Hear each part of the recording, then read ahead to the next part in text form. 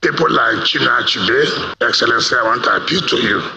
First of all, let this road be named against Chinụa Achebe. In 1965, you and I met in Lagos. And we were talking at that time about some of the things that were causing disruption in Nigeria, in Africa as a whole. Things falling apart, as you wrote about yourself. Did you have any premonition, any thought that things would fall apart this much at that time? No, not this much. No, nothing like this. I saw the Nigerian Federation, the possibility of its dissolution, the possibility of serious trouble, but not taking the form which it did take.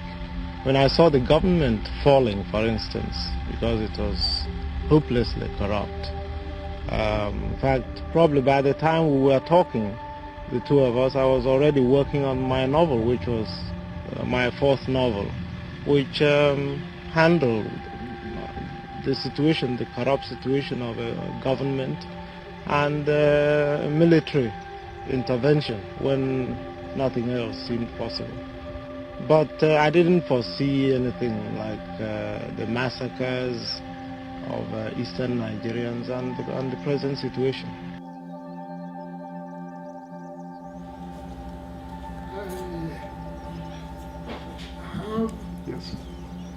This simple proposal. The young people whose term has come to straighten up our nation, they must get together across the ethnic groups, across the educational classes, and put Nigeria on the road to salvation. I call it salvation because it's so important. We have to save ourselves, save our people, especially the poor people who have got nothing. So some of us have, especially those who went to school, have got at least a little bit of something. But there are people in this country who have nothing that they can say, this is what independence gave me. It's not right. It's not. I don't like the way Nigerian politicians play politics. They play politics with everything. They don't care about your feeling. As long as they want to achieve anything, they can play politics with it. Now, first it was Wole Soyinka, a Nobel laureate. A road in Abuja was named after him. Wole Soyinka needs that road, he needs that award at least for him to be remembered. And they say, okay, since we've given a Nobel laureate, a literary icon, we've named a road after him, we can also do that to another literary icon that came from Nigeria, and that is Chinụa Achebe. But Chinụa Achebe is a different person. While he was alive, the Nigerian government on several fronts, they've called him to hand over an award to him. He rejected those awards when he was alive. Why are you now naming a road after him when he's no more? He doesn't want anything to do with the Nigerian government, and he has his reason.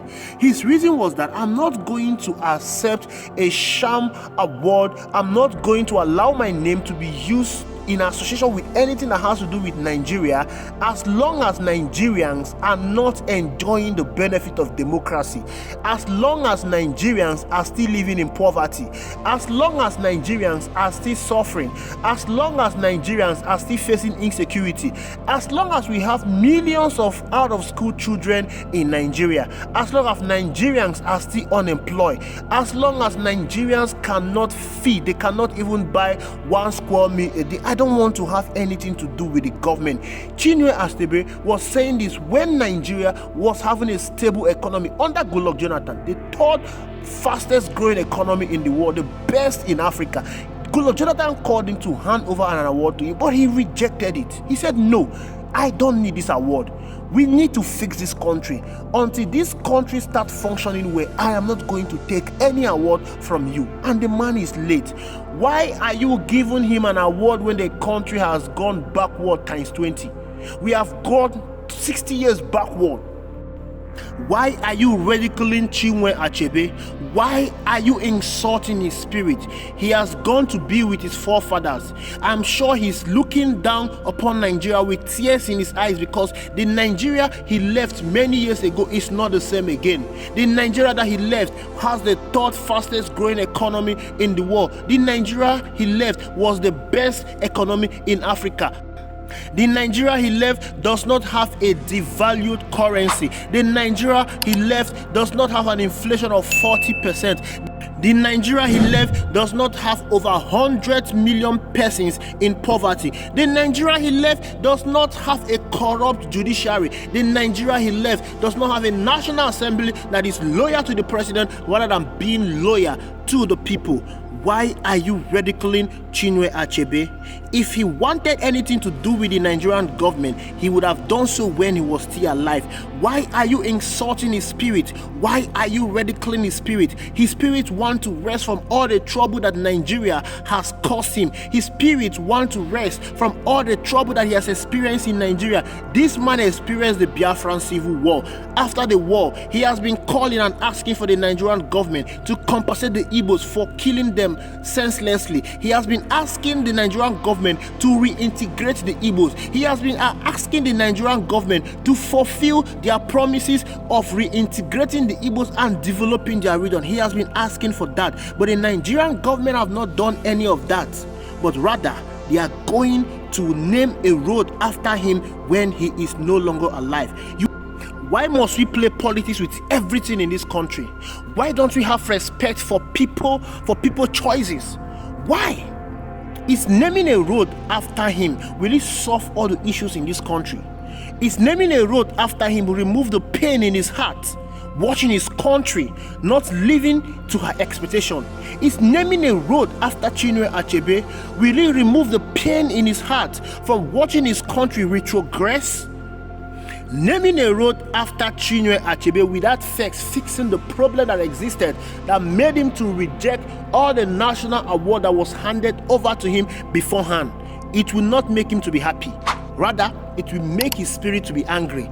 I am sure wherever Chinụa Achebe is right now, his spirit will be cursing this government. His spirit will be angry with this government. His spirit will be cursing this government for ridiculing him. Rather than playing politics with everything, the government should focus on providing good dividends of democracy to Nigerians.